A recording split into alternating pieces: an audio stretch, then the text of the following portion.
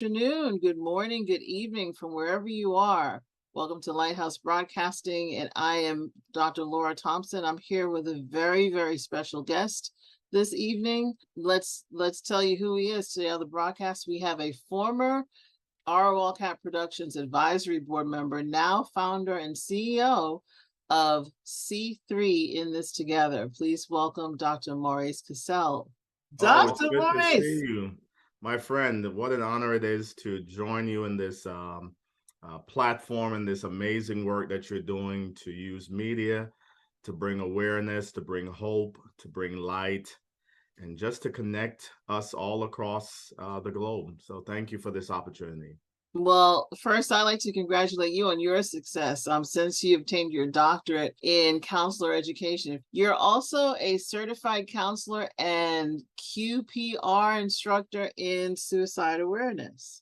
Yeah, so I want to make sure I give proper credit to my credentials in terms of my PhD and my master's, actually through Liberty University Mm-hmm. in Virginia. So grateful for the scholars and the amazing clinicians and professors who helped to shape the work that I've been doing through Liberty. So again, got to give credit. Liberty University, Lynchburg, Virginia. As you mentioned, I am a licensed professional counselor Yes. here in the state of Georgia. I'm a behavioral health specialist and a QPR certified suicide awareness trainer. We have the right university. We have everything correct. Fantastic. Okay. But I really want to talk to you about your doctoral research. It was a spiritual based intervention to reduce anxiety whilst increasing coping skills in urban adolescents. And so I have a couple of questions I want to ask you about that. And I'm just going to start with the first question. So please tell us what the focus of your study was. Well, my study, as you mentioned, was relating to urban adolescence. The focus of the study was really to investigate how a spiritually based intervention, in this case, a prayer wheel, which we'll talk about, how that could be used in combination with what's called a triangulation approach, could be used to reduce subsyndromal anxiety and increasing coping skills in urban adolescents. So, long and short, finding an intervention that was not pharmacologically based. So often, when we talk about therapy and working with people, we often think most often with medication. Well, we wanted to find an approach that was non pharmacological, that was spiritually based, to see how that could impact the lives of urban adolescents. And that was a prayer wheel, which we'll talk about in a little bit. Okay, well, that's awesome. So, what motivated you in 2018 to study this topic, anxiety and coping mechanisms in urban adolescents? Well, even before I, respond to that question, just kind of want to give a little bit of context. Please. You'll notice the title spoke about subsyndromal anxiety, and that's not often talked about in research because subsyndromal anxiety really deals with individuals who they may not meet criteria for diagnosis of generalized anxiety, but they have symptoms of anxiety that's impacting their daily functioning. So part Mm. of my passion, part of my work is to highlight this idea of you might not meet criteria if you were to see me as a clinician or your primary care provider or a psychiatrist or some other clinician. So often people would not meet criteria for saying that they're anxious or they're depressed or the list goes on and on. Well, in this case, I found in working with urban adolescents that they can have symptoms of anxiety, but it just doesn't meet criteria. So I wanted to find an approach that would address that specific experience of adolescents, urban adolescents. And then I integrated it with what's called a triangulation approach. Mm. And that simply means it's taking a multi approach Mm. to addressing adolescents, urban adolescents. So in other words, we found when we, as we've worked with urban adolescents, that you need to include a whole lot of stuff. Let's just kind of make it simple, right? It can't just be mental health management. It can't just be healthcare management. It has to include mental health.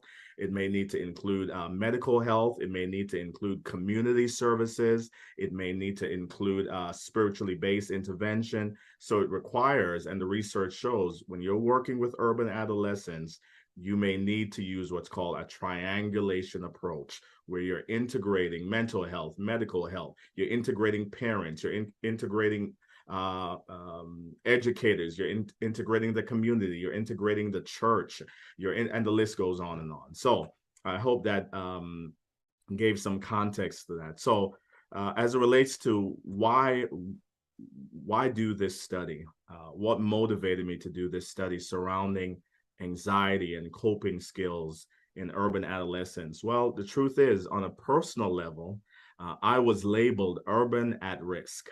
So as a young man, I was labeled urban at risk. As an immigrant, being an immigrant kid, right, being raised by a single parent mom, I was labeled urban at risk. So certainly I understand the journey of what it is to be urban, to be at risk, to have many risk factors, to be placed in academic settings that labeled you as at risk, and making sure that you didn't become a menace to society, so to speak. So this research is actually very personal to home. But I love telling this story because today I get to tell young people, you're Right. not at risk, but you are at potential. And I want to say that again. I want people to know, I want particularly urban at-risk kids to know that you may be labeled at risk, but please know that you're not at risk. You are at potential. So on a personal level, that's why, I wanted to investigate, find ways of helping people like myself cope, manage, and navigate the challenges that we face. Also, from a research perspective, from a clinical perspective, when I did a critical analysis of the research, there were several gaps in the literature. Right, there was not a lot of studies done. Number one, on subsyndromal anxiety.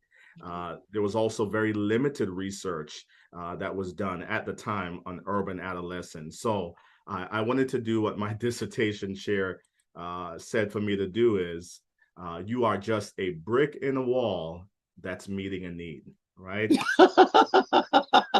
So That's think about it. that. Yeah. And he really explained it well. So often Wow. when we think about research, we think we have to recreate the wall. We've Mhm. got to rebuild the wall. And there's some truth to that. But this guy is brilliant. He knows what he's talking about. He said, you're just a brick. You're filling a brick in the wall. And for me, as I looked at the research, as I did critical analysis of the research, critiqued the research, looked at the literature, not a lot was being said, number one, in subsyndromal anxiety. And then, of course, not a lot was being done or said concerning urban adolescents.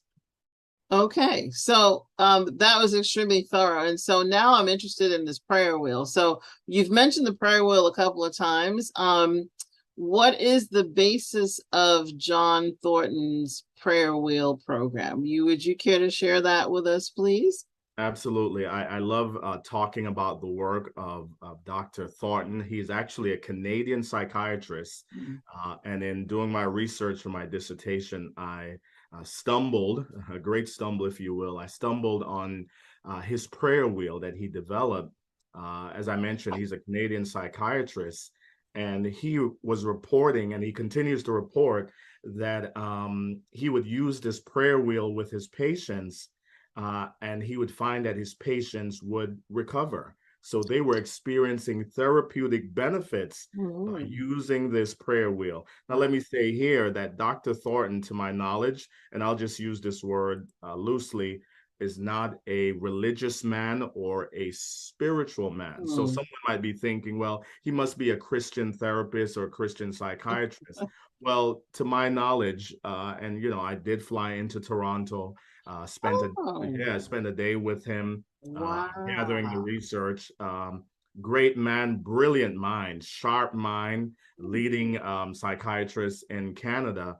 But again, to my knowledge, he did not ascribe Christianity or some kind of religion. Wow. But what he found, and he continues to find, is that this prayer wheel has therapeutic benefits. His patients, his clients, when they engage with prayer with the prayer wheel as a self-help technique, people were recovering and they continue to recover. So I absolutely love what he's done. I love his approach to the prayer wheel. He says that anyone can use the prayer wheel, regardless of your background, your belief, your religion, your culture, your gender, right? He says this prayer wheel works. Wow. Um, I would love to see the prayer wheel. It sounds so interesting. Yeah, it's amazing, and I'll tell you another thing that really captured my attention with Dr. Thornton is what he said, and he says in his work, he says, "I developed this prayer wheel to take the dogma out of religion and out of science." And what he explains is that his goal is to take the dogma out of, first of all, science that says you don't need prayer. Wow. And then he says, my goal is to take the dogma out of religion that says prayer has to be a specific way. Way. Oh, Right.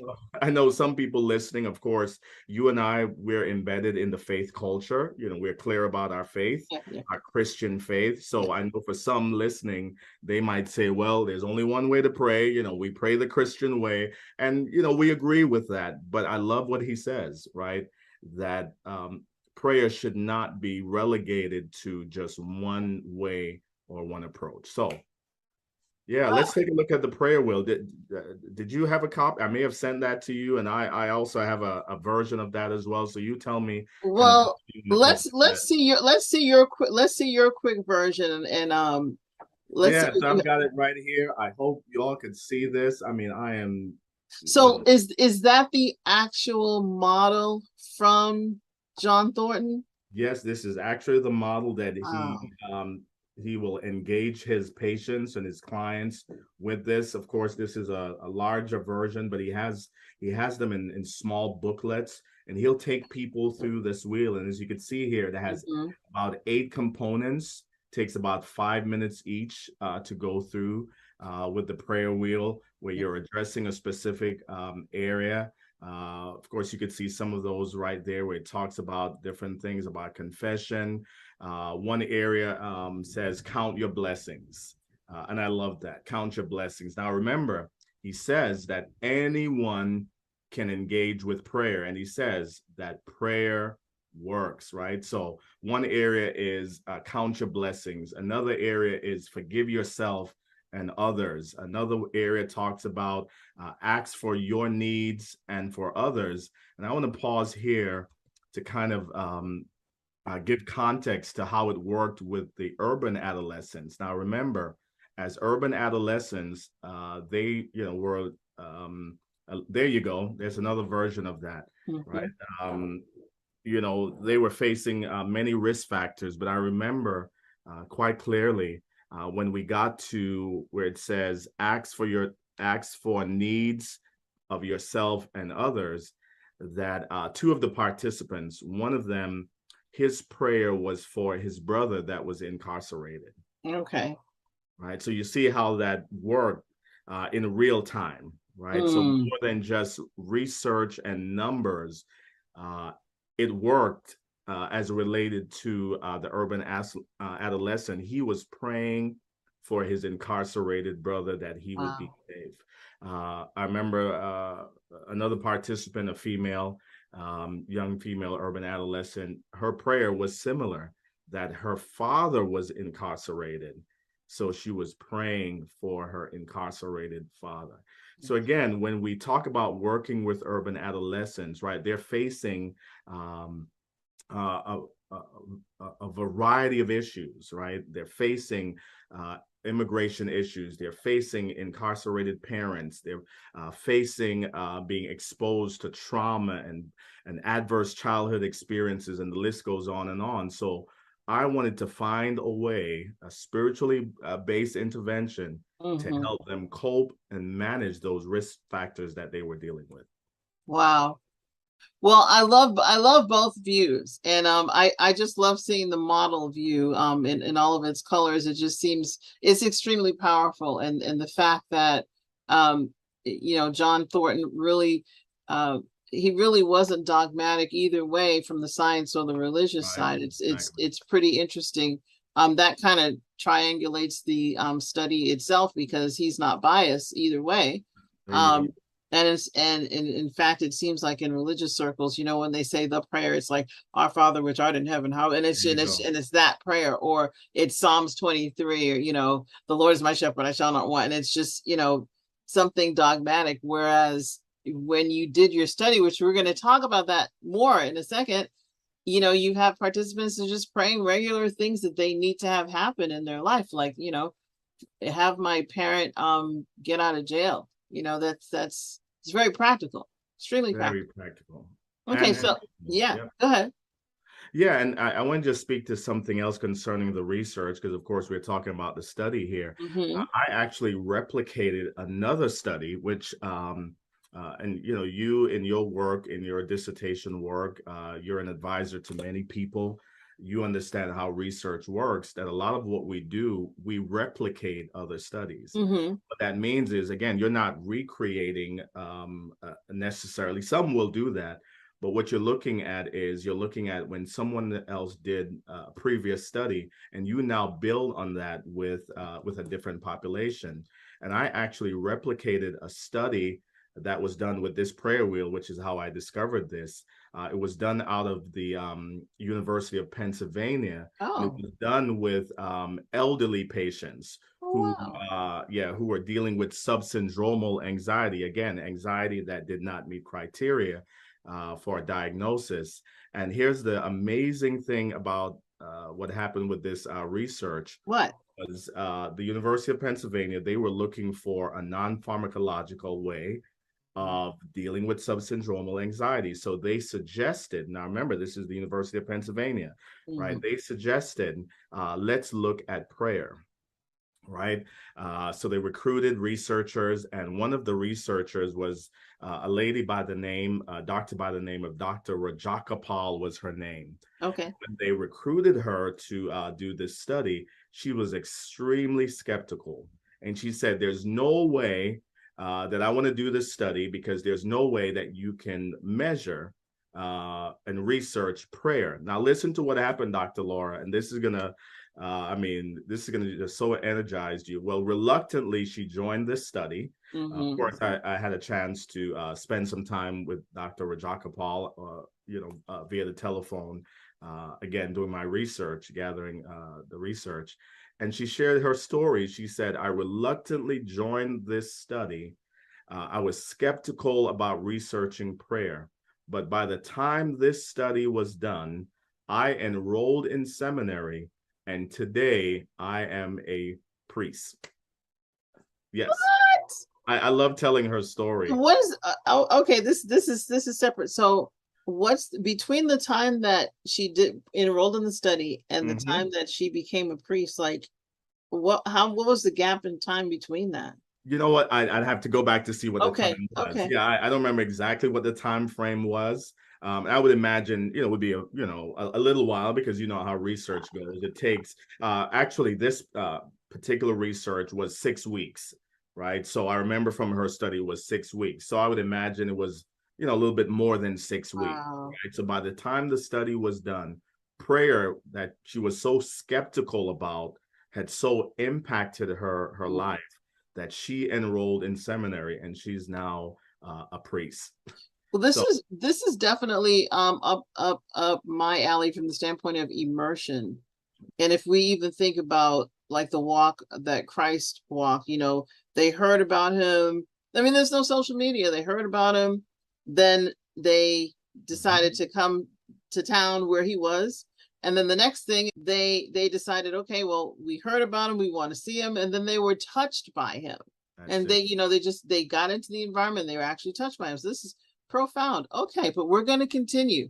I'm kind of nosy. I love looking at studies, and I decided to look at well, not nosy, but I'm also curious and interested. So I looked at the participants' response to the question about how satisfied they were with their families. And on average, from what I saw, they were on the very low end of being satisfied. In fact, in a lot of cases, most of them are closer to neutral. And this was in 2018, before the pandemic. Okay. So to what degree do you feel the results reflect the condition of urban families, or is this just a typical perception from the participants at the age that they were at in the study? Well, first of all, Dr. Laura, thank you for being such a critical mind, right? Because that's what research is, right? You're critiquing, Yeah. you're critiquing the research, and again, I've learned so much from those brilliant minds at Liberty University. They said what makes a good researcher is that the researcher themselves is also skeptical of their own research. So think about that. And they hammered home this point so well that I live it out today. They said that's why we don't use the word prove. Right. Right? That a good researcher does not use the word, because you're not proving anything, right? What you're doing is you're suggesting. You're in what's cutting edge today will be dull tomorrow, Wow. right? Right. Which is why we continue with research. So at the end of the 6 weeks when we did the study, and I did a satisfaction rating as it relates to how satisfied they were with their families. After the research was done, it was pretty low. They were not satisfied with their families. They didn't view their families through good lens, if you will. And it's indicative of who urban adolescents are. It's indicative of who young people are, right? Well, first of all, let's keep in mind when we're talking about urban families, right? They're facing, as I mentioned, a variety of risk factors: trauma, violence, poverty, poor health, poor academics, limited access to mental health, single parent homes. So think about how traumatic that's already been for them and how they view family life. Does that make sense? So Absolutely. the research does bear witness that urban families who are at risk, they don't feel satisfied, uh, not always, but most often in their families, right? But here's the other thing: when we research and when we work with adolescents, period, it's just, again, it's indicative of who they are. Their emotions are fluid and not static, right? Their emotions, and we'll just say it here, their emotions are fickle, right? So how they feel today is not what they feel tomorrow, and that's okay, right? The goal was to help them cope. The goal wasn't, and I'll say this, I often say this in therapy, and I say this in the work that we do. Too often people think that the goal is to get rid of the dysfunction. So let's stop there for a moment, because somebody's saying, well, that's what you need to do. Well, sometimes the goal is not to get rid of the dysfunction, but the goal is to help the person manage and thrive in the dysfunction, because to take away the dysfunction could make them more dysfunctional. Makes Wow. sense? So, Absolutely. so my goal going in was not with rose-colored glasses, thinking that after this research, I'm now going to solve the world's problem. My goal was, can I give them some tools that will now help them to cope? So the numbers did bear witness that this is indicative of who young people are. That how satisfied they are today is not how satisfied they'll be tomorrow, and their emotions are just fluid and not static. And the other thing is, from a neurobiology perspective, keep in mind that our brains are not fully developed till the age of 24, right? So they're going through that developmental stage. They're going through those developmental milestones, and how they socialize, how they connect with people, how they reason, how they feel. So this is very much in line with who young people are. Awesome. Well, I have a few more questions, but we are going to take a break and we're going to come right back. So everyone just hold on, hang on tight. We'll be right back.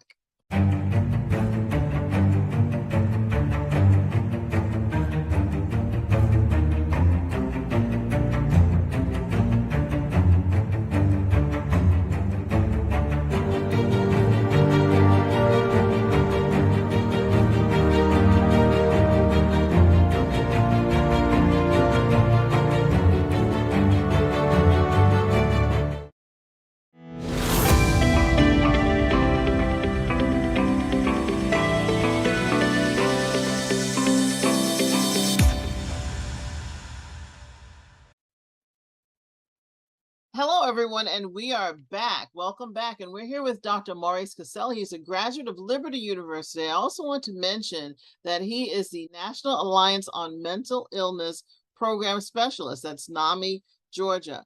Dr. Cassell, would you tell us a little bit about NAMI and what they do and what does it mean to be a program specialist? And then we'll go right back into our questions, please. Yeah, thank you for that introduction and mentioning the great work that we get to do at NAMI, the National Alliance on Mental Illness. It is the largest grassroots organization surrounding mental health awareness and helping to come alongside families and people with lived experiences as relates to mental illness. So, as program specialists, I get to lead many of the programs out of NAMI in terms of we get to train first responders, police officers in how to recognize and respond to mental health conditions and suicide ideations. We get to train, go into the schools and train educators, parents, students themselves. We train clinicians, and most recently, we've been so excited that we now have an open door. And last week, actually, out of this taping, we were able to train over 120. I have to remember, over 120 lawyers from here in the state of Georgia, who for 3 days we had their law because that particular firm, they wanted to equip their lawyers in how to better respond to the clients that they serve. So, I'm just excited about the work that I get to do with NAMI. I like that work, NAMI.org, NAMIGA.org. If anyone that you know might be in crisis or might need mental health awareness or resources, we're all throughout the United States. There's an affiliate somewhere close to you. So I love the work that I get to do with NAMI. We also go into the hospitals as well, and we train doctors and nurses. But I think for me, the highlight is that we get to train, being an African American and African Caribbean man, understanding the journey and the challenges of being a Black man in the United States. I literally get to go and sit with the police officers and help them become aware of how to better respond to people in the BIPOC community, Black, Indigenous, people of color. So I'm very excited about that work. Thanks for sharing that. And I'm very surprised. I would not have thought of attorneys being, I guess, first responders. That's right. In that regard, but wow, that's amazing. That first of all, I applaud the attorney office that wanted to have all of their staff and attorneys trained. So that's very forward thinking, I think. Yeah, we were so excited, and I get to in a couple of weeks. I get to do another firm. They are a CPA firm that, again, they want to take what has happened. We're in a culture right now where what was once a taboo topic has become a topic of discussion. And people are recognizing that they've got to find effective ways of coming alongside the people that they serve. So I will be with a CPA firm. I think we're going to train about maybe 80 something is the number that I received in the next couple of weeks. So we were talking about a dissertation, a doctoral study that Dr. Morais Cassell completed. The study was about spiritual-based interventions to reduce anxiety. It's also helping to increase coping skills Right. among urban adolescents. And so we talked about the participants, we talked about how they responded to the study. And so there's something else I wanted to also present and ask you a little bit about. I mean, it has to do with the findings of your study. So we could see from the findings of your study that there were decreases in anxiety among participants, and that's good. But what surprised you the most about the results of your study? Yeah, I'll tell you this, and I say this loosely, that I was not surprised, Okay. and I say that loosely, because what the research did, it supported the work that you and I have done in working with adolescents Okay. from a relational standpoint, right? Okay, So, tell us a little bit about the work that you and I have done in work, because I was hoping that you talk a little bit about some of the work that you've done. Tell us about the work that you've done. yeah, so the other side of this journey, Hmm. prior to now being in the clinical field and doing mental health awareness and therapy, what led me to this work was, I started out working with uh, youth and children in a local church setting, right, and Oh, working with young people and children in church. And in working with them, I just felt like I was not equipped to handle all of their prevailing needs and all of what wow. they were facing, the challenges of being urban adolescents, of being from single parent homes. I experienced, several deaths by suicide. I would have to visit young people in the psychiatric facilities. I would deal with cases of abuse, and the list goes on and on. That when you work with just young people in general, you become a part of their lives, you become a part of their world. So of course, serving young people in churches, and then for some time, I was leading about 60 churches in our organization, overseeing the youth work, youth ministries work, and I would get all the calls, right? Wow. And being a youth leader that was hands-on and a part of their lives and that was relational, I would be in their homes. I lived in New York. I would drive to Boston. I would drive to Buffalo. I'd be in New York City. I would be with their families in the courts. I would be at their schools. I'll be in the psychiatric, facilities. And again, I just was not equipped, outside of preaching them and praying with them, which of course we know works. Prayer, preaching, worship, being in the faith community, being church works. We know that. But I just felt like I needed to do a little bit more. So I wanted to be better equipped to handle those needs. So that's when I went back. After being an educator for a few years, I went back and got a second master's in counseling and Okay. went on to doing my PhD work.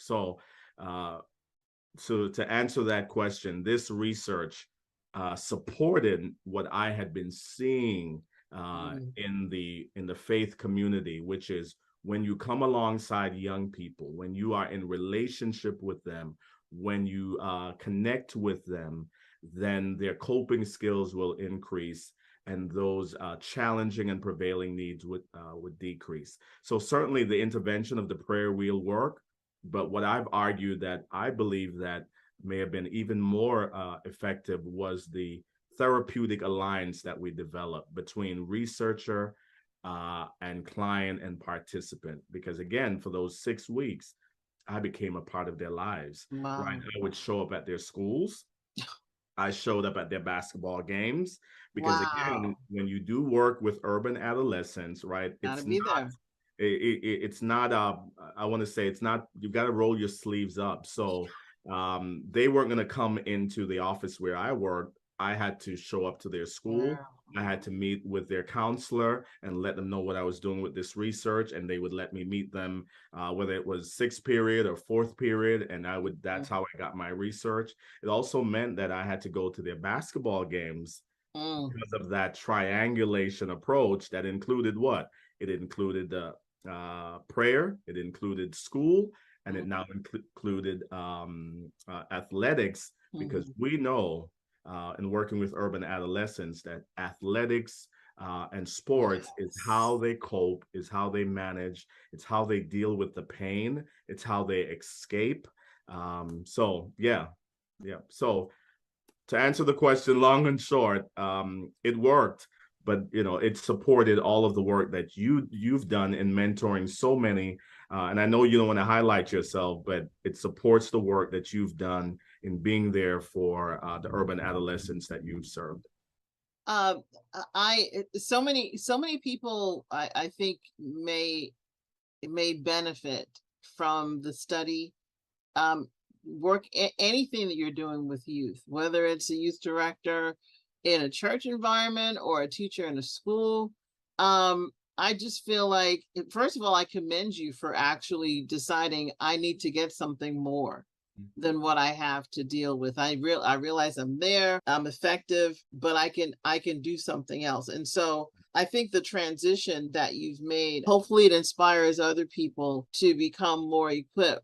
My next question for you is, it relates to the cases where adolescents face trauma through what I call door points of violence. Several authors talk about mindfulness and mindfulness therapy or meditation. And I noticed that mindfulness and meditation were not implemented in any part of your study per se. And so I would love to hear your view on meditation as a modality in use today. Good. So again, thank you for that critical mind and really diving into the research. So you're right. When you look at interventions for people dealing with trauma, you'll see in the research, you'll see in the clinical field, mindfulness is a modality. It's an intervention that's commonly used. And so I do affirm mindfulness. Mindfulness, of course, it helps. The research does show it. The work that I do in therapy shows that it helps young people, children, adolescents, even adults. It helps them to be present in the moment. It helps to calm them, right? So that's what mindfulness is. It's being present in the moment. It's helping people to be calm. But mindfulness, and let me speak to that, is more than just meditation. So Mhm. often when people hear of mindfulness, they're thinking, well, let's get our hands off, because now you're bringing in that meditation piece, right? Well, mindfulness is more than meditation. It's more than breathing. Mindfulness is simply giving people tools so that they have what's called non-reactive judgment. And what that means is it Mm. helps people to not react to the danger that they're facing and to the danger Mm. that they feel. So when we're saying, let's be present in the moment, when we're saying, show me 5 things that you could see in the room, or 4 things that you can touch, or 3 things that you could hear, or 2 things that you could smell, or 1 thing that you could taste. Or when we say things like that, what we're doing is it's helping to calm the body. It's helping to Mm. disrupt those negative thought processes and kind of disrupt the negative environment, but it's non-reactive judgment, Mm. right? So it's and particularly when you work with young people and you do mindfulness, they'll say to you, I'm still upset. In addition to mindfulness, it's important to take a trauma-informed care approach, Mm. right? So it's not enough just to do mindfulness, but trauma affects the entire body, right? Yes. Trauma, Dr. Bessel van der Kolk, who is a leading authority in trauma therapy, the body keeps the score. He Yeah. talks about that, where he says, trauma, which is so true, impacts the brain, the mind, the body, and the emotions. So while mindfulness is a common modality and intervention, we're finding that it's important that we take a trauma-informed care approach, where it's not just talking about the cognitive experiences, but what is happening in your body, right? What's going on in your body, right? Because trauma gets trapped in the body. So Mm. I'd like to suggest that in addition to mindfulness, that we also integrate a trauma-informed care approach, where we're helping people to feel and to discuss what Mm. happened in your body when you were pulled over by the police officer. Mm. You can't just you can't just talk it Ooh. through, but you've got to work through that. Well, what was Mhm. happening was I balled up my fists, right? I Mm. felt the anger raging in my body, right? I started to sweat, right? My heart started to pound, right? Mhm. So, but if I only help the young person to be mindful and only kind of go at it, I would have done them a disservice. So Wow. I hope that answered your question. I think so. And there's something that I want to piggyback on before I ask my final question. We didn't really talk about the pandemic. And I know your study, I know that you did the study in 2018, Mhm. but we went through a pandemic and then we are kind of in this after pandemic. And I'm hearing the term um now we're in a mental health Right, pandemic. And right. so I'm trying to get a sense or temperature, barometer temperature Mhm. of what I guess what's happening. Okay, we're seeing the attorney offices showing up, the CPAs are showing up.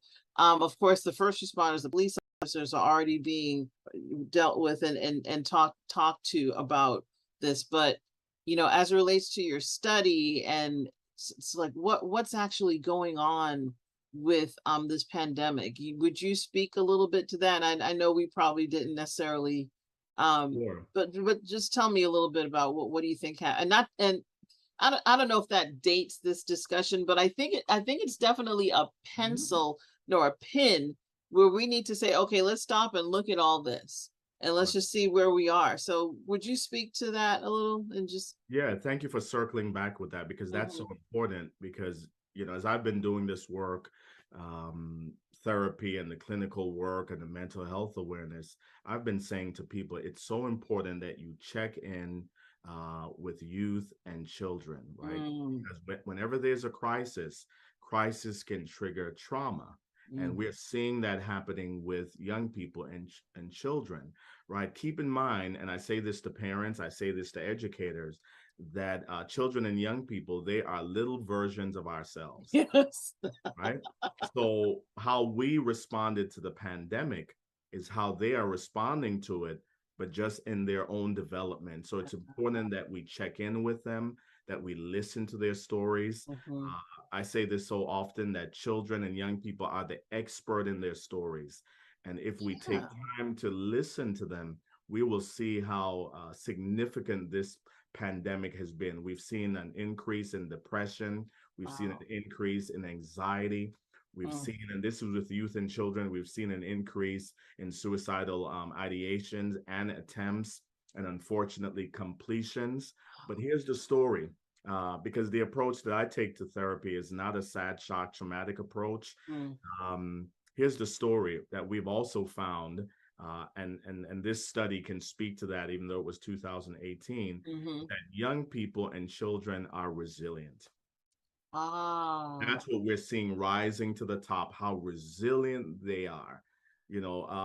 I was quite taken aback during the pandemic when um, report out of Denver, and I'm not knocking Denver, but a Denver newspaper came out and they said, this was the headline. They said young people are running out of resiliency, and I wanted to refute that, and I still refute that because the truth is we saw how resilient that this generation was, right? Mm. Having to deal with a global pandemic, the harsh realities of racial inequities, all this was happening, an economic downturn, right? Mm. The loss of people, property, possession, grief, managing remote education versus Right.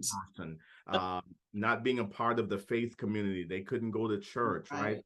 We have seen how resilient our children are. So, if anything that we could take out of this pandemic is the resiliency of this generation. They were built for this, Mm. made for this. They are handling it better than you and I would have handled this had this happened many years ago Yeah. to us. Yeah. So this is an excellent segue into my final question. What's next? So what do you foresee as the next thing that needs to happen?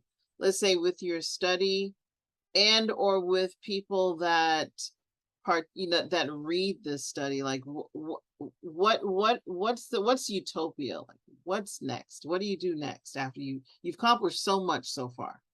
Yeah, Yeah. and you know this from research work and dissertation. There's always something at the end of the research where they ask you about the future, right? Yeah. For me, I would love to see this research.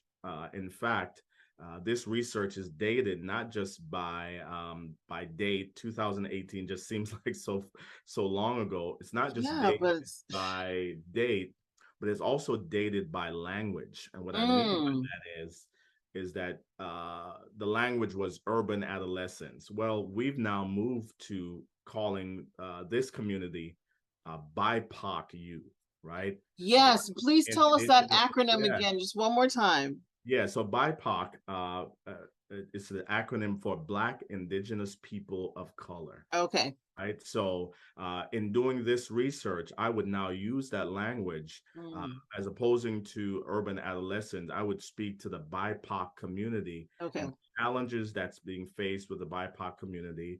I would use, again, the prayer wheel, a spiritually based intervention. And for me, I would love to integrate it with what's called religious cognitive behavior therapy. We're Mm, seeing that emerge in the field right now, where in the field we are recognizing that people of faith, people of religious belief, they want their faith integrated into therapy. So, mm.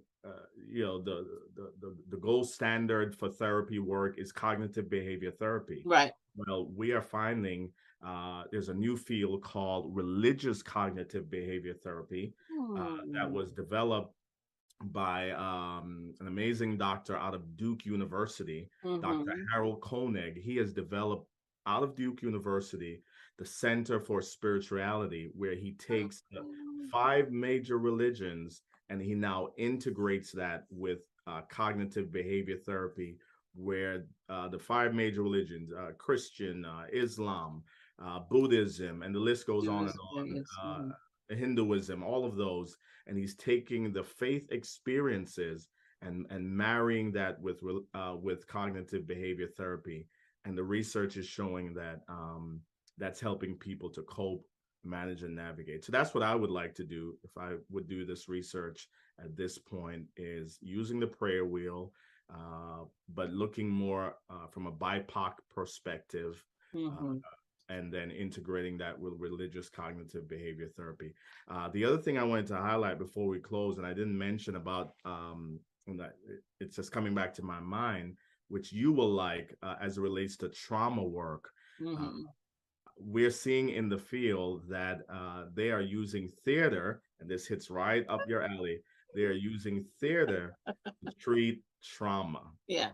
So they're in Boston. I think it's Urban Improv. They Okay. also have another project in New York City, where and in Pittsfield, Massachusetts. These Mm. are three of the main theater programs that's doing this, where they use theater to help young people who've been traumatized Mm. voice their pain. They use Shakespeare. In fact, in Pittsfield, uh, as opposing to having the kids be incarcerated, they sentence them to this project, Theater. yes, of theater, and they're seeing great work Mhm. happening with that. So, as you can tell, I'm so passionate about this work. I'm passionate about young people. It's been my passion. And now I tell people I get to offer hope through both mental health and through ministry. That's awesome. And I'm thinking that they're using bold technique. I'm doing something about that. So I'm not gonna spill it now, but I am so pleased with the direction of your study. I'm so pleased with what you've found and how I'm hoping that maybe that professor might give you a call and say, hey, can I add your study to one of the religions, as I want to go that path. It would be so awesome to just, All I right. mean, to be cited and just to, be. I mean, you already are regarded as, a force to be reckoned with in this field. We take for granted the mountains of influence that we have sometimes, and I think you've definitely demonstrated the influence that you've had, not only in the quote unquote mountain of religion where you're like a leader, but now, shifting over to policy, because that's where some of this is going to go, Yes, I would think, yes. right? Yep, sitting at the table. And that's what I tell people. I get to sit at the table and not just sit at the table, but I help to cause change to happen at the table. Mhm. And who better? Who better than Kingdom kids. there you go. Let's just call it that, right? Who better than believers Yeah. to bring light into these very dark places, right? So I get to go into these settings where ministry just would not take me. I could Right. go in as a Right. preacher, and it's just a reality. But I Mhm. get to go in, and I'm the expert in the room, right? That's the work that I do. But when I go in, I'm also, I don't check my faith. My faith At the doesn't door. stand outside. Right. It's Yeah. there with me, and that light is there, and I get to speak hope. So absolutely. Yay! So this is awesome. So again, I'm so happy to have you with us, and I will definitely keep up with more of the developments that you're doing. It's been an honor and privilege to talk to you about your study. And hopefully, I don't know, maybe there's a book or there's something that's coming out that you're working on, or and we'll have you come back and talk about that. I also want to say on behalf of the network that we so appreciate the interviews that you've done. We appreciate NAMI for many of the interviews they've allowed us to, and the workshops that they've allowed us to film and air on our network. And I just want to just say, keep going, because everybody loves it that watches it. So thank you again. Well, thank you, my friend, for having me. Thank you for the amazing work that you're doing through this medium. So thank you. And listen, blessings to all of you watching. For those of you who receive blessings, and well wishes to those of you who receive well wishes. But we speak the language of faith and blessings. All right. Thanks again. Bye.